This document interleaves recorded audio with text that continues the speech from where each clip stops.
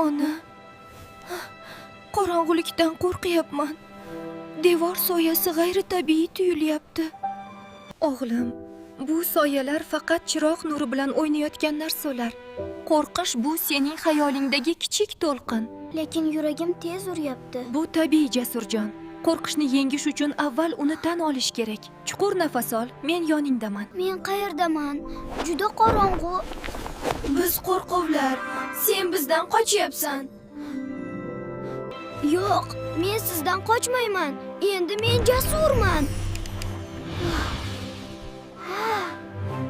Qo'rquvni yengish uchun shunchaki qorong'ulikni yoritish kerak ekan. Qanday uxlading, bolam? Juda yaxshi. Endi qorong'ulikdan qo'rqmayman. Qo'rqish faqat yuragimizdagi soyalar ekan.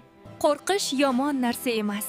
Uni yengish uchun o'zimizga ishonish va yuragimizdagi chiroqni yoqish kifoya.